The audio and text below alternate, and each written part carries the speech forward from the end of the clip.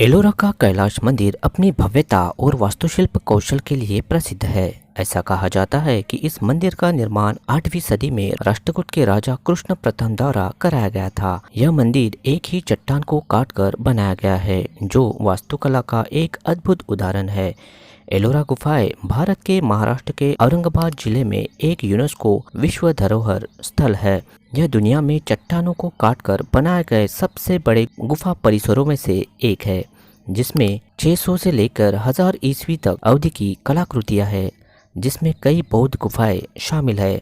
4 kilometre से अधिक तक फैले ये मठ और मंदिर एक ऊंची बसाल्ट चट्टान की दीवार के साथ खोदे गए थे। राष्ट्रकूट वंश के 42वें राजा अमोघवर्ष प्रथम ने 878 ईस्वी में अपने साम्राज्य की राजधानी एलोरा से मान्यता स्थानांतरित की थी। एलोरा नाम ग्रीक शब्द एलियस से बना है, जिसका अर्थ है सूर्य की किरण। ग्रीक पौराणिक कथाओं में हेलियोस सूर्य का देवता था।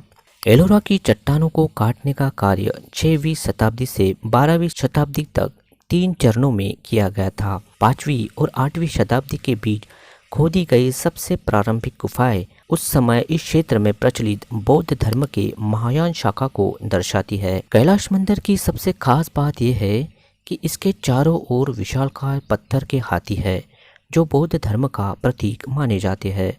यह मंदिर एक पहाड़ को काटकर बनाया गया है, जिसे देखकर लगता है कि ये एक विशाल स्तूप है। मंदिर की संरचना और इसके भीतर की मूर्तियों को देखकर ऐसा प्रतीत होता है कि इसका निर्माण बौद्ध धार्मिक स्थलों की तरह किया गया था। बौद्ध धर्म में हाथी का विशेष महत्व है, इसलिए मंदिर के चारों ओर हाथियों की मूर्तियां होना इसे बौद्ध धर्म से जोड़ता है। बौद्ध शिल्पकला में चक्रवर्ती धम्मराजा बुद्ध को 4 दिशाओं में 4 हाथी के रूप में दर्शाया जाता है और बीच में बुद्ध को धम्मचक्र या स्तूप के रूप में दिखाया जाता है। यह सम्राट अशोक कालीन शिल्पकला है, इसलिए उस समय बुद्ध को मूर्ति के रूप में नहीं बल्कि हाथी, स्तूप और धम्मचक्र के रूप में दिखाया जाता था। सम्राट अशोक के सारनाथ शिलालेख पर भी बीच में धम्मचक्र है और चारों दिशाओं में 4 हाथी है। इसी तरह एलोरा कैलाश मंदिर के ऊपर छत पर केंद्र में स्तूप है और 4 दिशाओं में 4 हाथी है। बुद्ध के महापरिनिर्वाण के समय धरती पर धम्मराज्य कायम रखने के लिए 4 दिशाओं के 4 दिक्पाल राजाओं पर धम्मचक्र गतिमान रखने की जिम्मेदारी सौंप दी गई थी। उन 4 दिशाओं के 4 धम्मराजा को 4 दिशाओं के 4 हाथी के रूप में सारनाथ, अशोक स्तंभ और कैलाश मंदिर के ऊपर दिखाया गया है।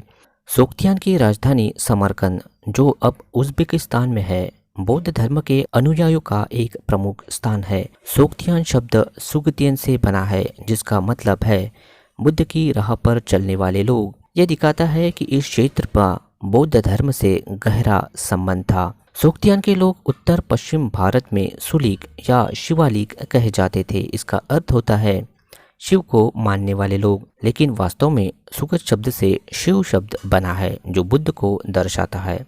इतिहासकारों का मानना है कि शिव और बोधिसत्व अवलोकितेश्वर के बीच गहरा संबंध है। बोधिसत्व अवलोकितेश्वर की पूजा बौद्ध धर्म में प्रमुख स्थान रखती है और शिव की मूर्तियों में कई समानताएं मिलती है। एलोरा के कैलाश मंदिर को आजकल शिव का मंदिर माना जाता है, लेकिन कई इतिहासकारों का मानना है कि यह एक प्राचीन बौद्ध स्तूप था। मंदिर की वास्तुकला, मूर्तियां और निर्माण शैली ये प्रतीत होता है कि इसका संबंध बौद्ध धर्म से था।